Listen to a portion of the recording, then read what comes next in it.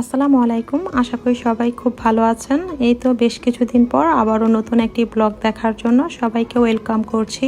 ঈদ তো শেষ হয়ে গেল। সবাই নিশ্চয়ই প্রিয়জনদের সঙ্গে ঈদ উদযাপন করে নিজ নিজ কর্মজীবনে সেই পুরনো রুটিনে ফিরে এসেছেন।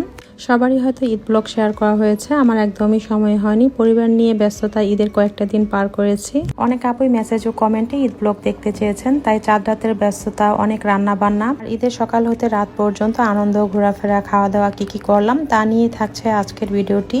চাঁদ রাত মানেই হচ্ছে প্রথমে ঘরগুলোকে গুছিয়ে নেওয়া। আমার যে কোনো অকেশনে বা মেহমান আসলে কাজের প্রথম স্টেপই হচ্ছে ঘর পরিপাটি করে গুছানো হওয়া চাই, তারপর সবার পছন্দের মজার মজার রান্নাবান্না করা।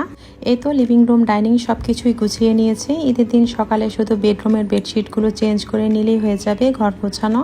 এর মধ্যে একটু বাইরেও গিয়েছিলাম, দরকারি কাজ সেরে টুকিটাকি শপিং ছিল, এগুলো করে বাসায় চলে এসেছি। আসার পর ইফতারের প্রিপারেশন করে নিয়েছি। এর মধ্যে আর ভিডিও ক্যাপচার করা হয়নি। আর ইফতারের পর চাঁদও ঠেকিয়েছে শুনে এখন তো মেহেদি দেওয়ার পালা। চাঁদ রাত বলে কথা, একটু সাজিয়ে গুছিয়ে মেহেদি দেওয়ার সাথে পছন্দের কিছু খাবার ডেকোরেশন করে নিয়েছি। অনেকেরই হয়তো মেহেদি দেওয়া পছন্দ না, কিন্তু আমার কাছে বেশ ভালো লাগে মেহেদি পড়তে। এগুলো যেহেতু অর্গানিক মেহেদি দিয়েছি, বেশ কিছু সময় রাখতে হয়েছে। আর মেহেদি দেওয়ার পর তো ছটফট করছিলাম কখন এই মেহেদি উঠাবো আর কখন আমার কিচেনে রান্নাবান্না শুরু করব।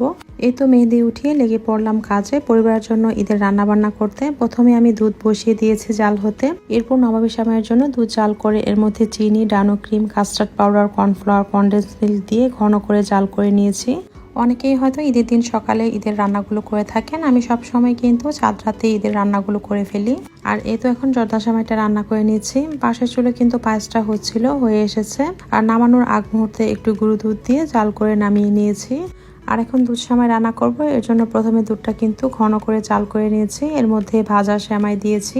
এরপর এর মধ্যে এক এক করে চিনি, কনডেন্স মিল্ক, ডানো ক্রিম দিয়েছি। আর এই তো এখন নবাবী সেমাইটা সেট করে নিয়েছি। কোনো কিছুরই কিন্তু পুরোপুরি রেসিপি শেয়ার করছি না, রেসিপি শেয়ার করতে গেলে ভিডিওটা অনেক লং হয়ে যাবে। আর আপনারা যদি কোনো কিছুর রেসিপি দেখতে চান কমেন্টে জানাতে পারেন, আমি পরবর্তীতে শেয়ার করব অবশ্যই। মিষ্টি আইটেমগুলো রান্না হয়ে গেলে ঈদের দিনে ঝাল রান্নাগুলো কিছুটা করে নিয়েছি। ডিমের কোরমা, চিংড়ির মালাইকারি, রোস্ট, গরুর মাংস সবকিছু রাতে রান্না করে ফেলেছি। আর এই তো সকালে জর্দা সেমাইটা শুধু রান্না করছি। সকালে ঘুম থেকে উঠে গোসল করে বাবা ছেলেরা ঈদের নামাজে চলে গিয়েছে। যাওয়ার আগে সেমাই পায়েস দিয়েছে, একটু খেয়ে গিয়েছে। আর এদিকে ঈদের নামাজ শেষ করে বাসায় আসার আগে আমি বাকি কাজগুলো করে নিয়েছি। রোস্ট আর গরু তো রাতেই কষিয়ে রেখেছিলাম, সকালে বাকিটুকু রান্না করে নিলাম। আর শুধু পোলাও রান্নাটা বাকি ছিল, সেটাও করে নিয়েছি। এরপর বেডরুমগুলো গোছানোর পালা। এই তো ডাইনিং এরিয়াটা প্রথমে আমি গুছিয়ে নিয়েছি, তারপর এক এক করে বেডরুমের বেডশিটগুলো চেঞ্জ করে নিয়েছি। এরপর গোসল করে নতুন একটি সুতির ড্রেস পরেছি। এর মধ্যে সবাই নামাজ পড়ে চলেও এসেছে। আর টেবিলটা সকালে মিষ্টি আইটেমগুলো দিয়ে সাজিয়ে নিয়েছি, যেটা আমি বরাবরই করে থাকি। এরপর সবাই মিলে একসাথে খাওয়া দাওয়া করে একটু রেস্ট নিয়ে রেডি হয়ে ঘুরতে বের হয়েছি। আর এসেছি পূর্বাচল 300 ফিট জলসিঁড়ি সেন্ট্রাল পার্কে। বিশাল বড় এরিয়া, জায়গাটা বেশ চমৎকার লেগেছে।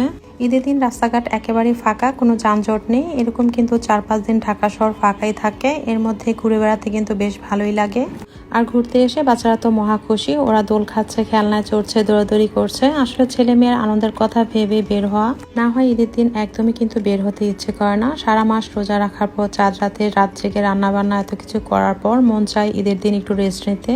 এই তো ছেলে খালি জায়গা পেয়ে ইচ্ছে মতো এদিক সেদিক ছোটাছুটি করছে। আর আমি মেহেদি দেখছিলাম, অনেক লাল হয়ে কালো রং হয়েছে। এই তো পরন্ত বিকেলবেলা, রোদ ছিল না, এরকম আবহাওয়ায় এই পরিবেশে অন্যরকম একটা ভালো লাগা। এখন দেখছি সব ঘোরার স্পটে একটা মার্কেটের মতো রয়েছে, সবকিছুই পাওয়া যায়। এরিয়াটা বেশ বড়ই, যে সাইডে গিয়েছি কিছু কিছু ভিডিও ক্লিপ নিয়েছি। সব দেখাতে গেলে ভিডিও অনেক বড় হয়ে যাবে। আর আমরা যেহেতু ক্যামেরার সামনে আসি না, তাই আপনাদের দেখতেও তেমন একটা ভালো লাগবে না। সন্ধ্যা নামার পরপরই বাসায় চলে এসেছি। বাইরে তেমন কিছুই কিন্তু খাওয়া হয়নি, কোক আইসক্রিম ছাড়া। আর এই তো ডিনারের টেবিলে সবকিছু সার্ভ করে সবাই মিলে একসাথে খাওয়া দাওয়া করেছি।